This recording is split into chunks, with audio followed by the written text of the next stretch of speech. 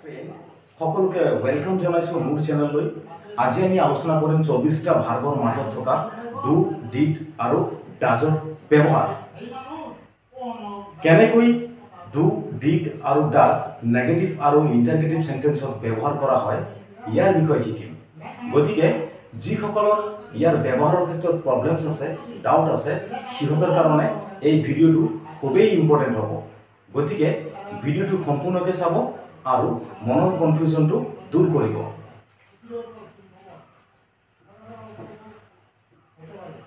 I play football.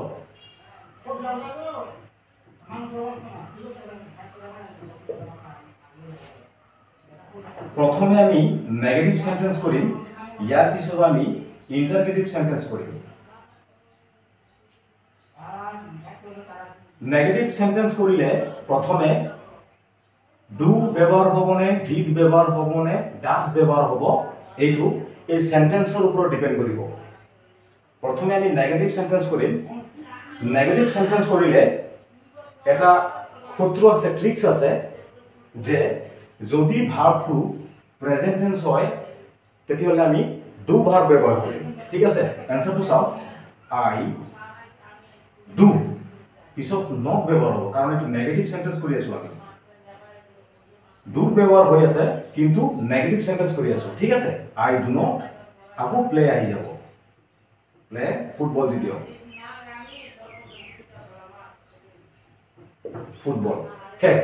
এইটো negative sentence, ইয়াতে do verb ব্যবহাৰ হৈছে, কাৰণ ভাৰ্বটো প্ৰেজেন্ট টেন্স থকাৰ কাৰণে আমি ডু ভাৰ্ব ব্যবহাৰ কৰিছো।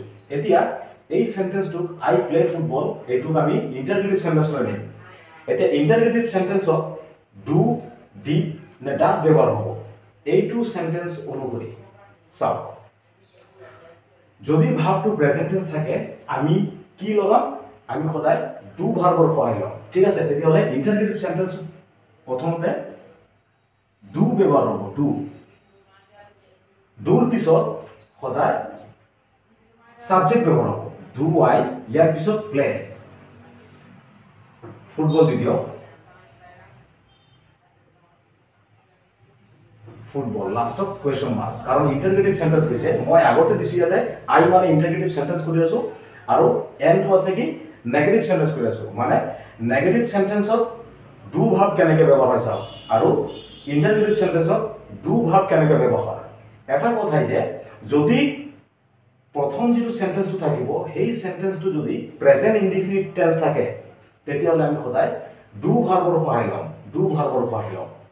সেইটো লাগে নেগেটিভ সেন্টেন্স কৰিবলৈ দিয়ক আৰু ইন্টাৰগেটিভ সেন্টেন্স কৰিবলৈ দিয়ক, ডু ভাৰ্বই হ'ব। নেক্সট চাওক ডিডৰ ব্যৱহাৰ।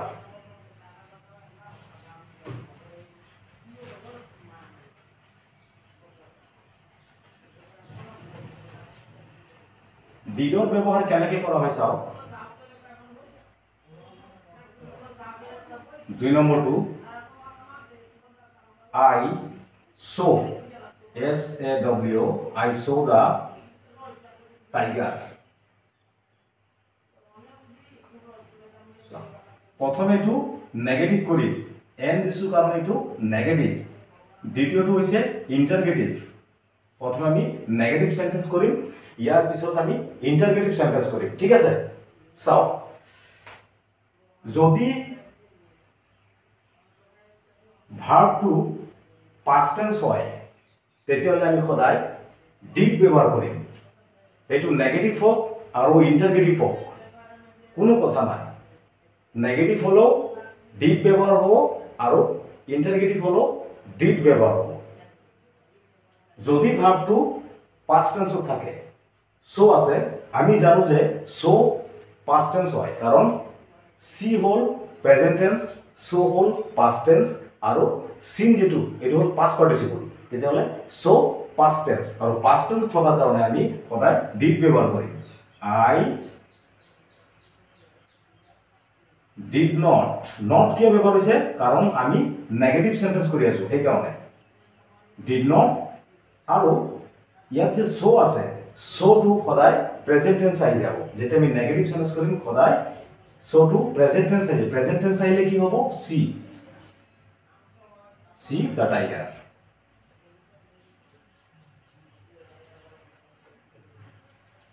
So next to solve interrogative sentence কেনেকৈ কৰিম এই সেন্টেন্সটোক আমি ইন্টাৰগেটিভ সেন্টেন্স কেনেকৈ কৰিম সব প্ৰথমে যদি ভাৰ্ব আছে ভাৰ্বটো যদি past tense আছে তেতিয়াহলে আমি সদায় ডিডৰ সহায় লম আৰু ডিড সদায় প্ৰথমত বহিব ফাৰ্স্ট ডিড ডিড ব্যৱহাৰৰ লগে লগে আমি সদায় সাবজেক্ট বহাম ডিড আই ইয়াৰ পিছত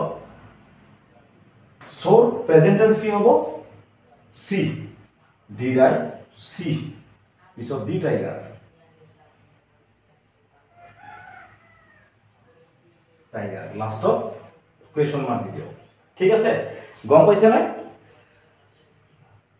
I saw the tiger এটো নেগেটিভ সেন্টেন্স কৰিছো ডিড ব্যৱহাৰ কৰিছো কাৰণ ভাৰ্বটো past tense আছে আৰু ইন্টাৰগেটিভ কৰিছো এই ভাৰ্বটো past tense হোৱা কাৰণে আমি প্ৰথমে ডিড ব্যৱহাৰ কৰিছো ঠিক আছে আৰু ইন্টাৰগেটিভ সেন্টেন্সত লাষ্টত কোৱেশ্চন মাৰ্ক হয় আৰু নেগেটিভ কৰিলে সদায় কি হ'ব নট ব্যৱহাৰ হ'ব নেক্সটত চাও ডাজ কোড ব্যৱহাৰ কৰা হয়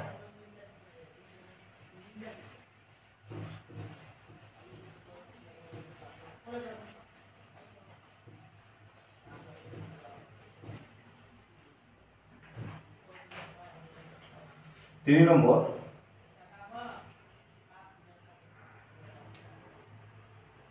I নহয় I to first person হয় he plays cricket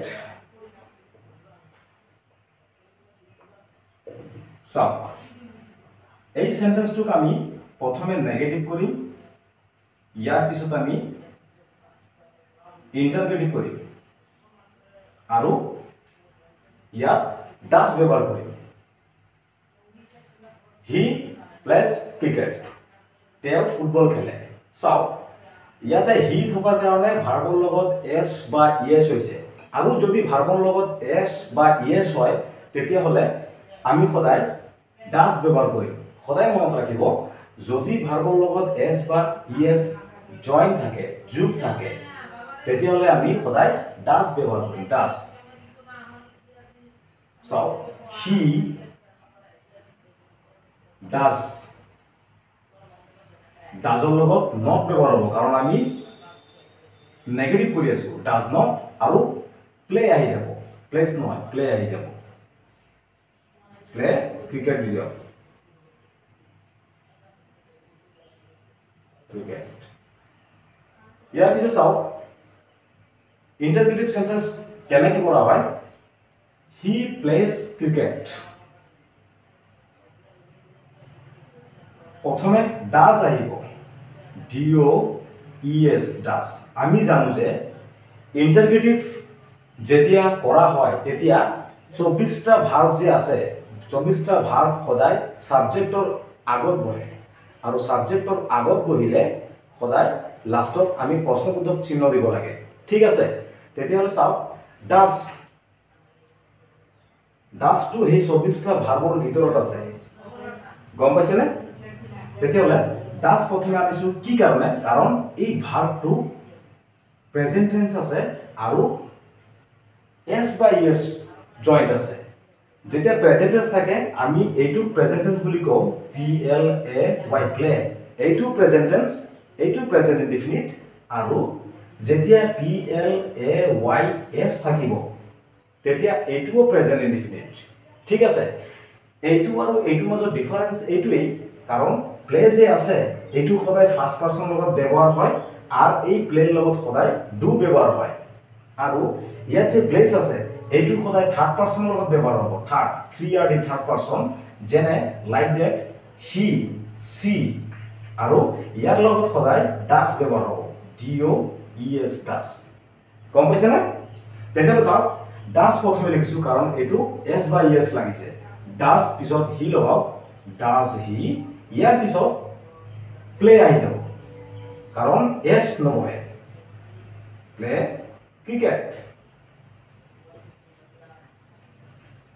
cricket last question mark গম পাইছে না যদি ভিডিওটো ভাল লাগে লাইক কমেণ্ট আৰু শ্বেয়াৰ কৰিব আৰু চেনেলটো ছাবস্ক্ৰাইব কৰি দিব।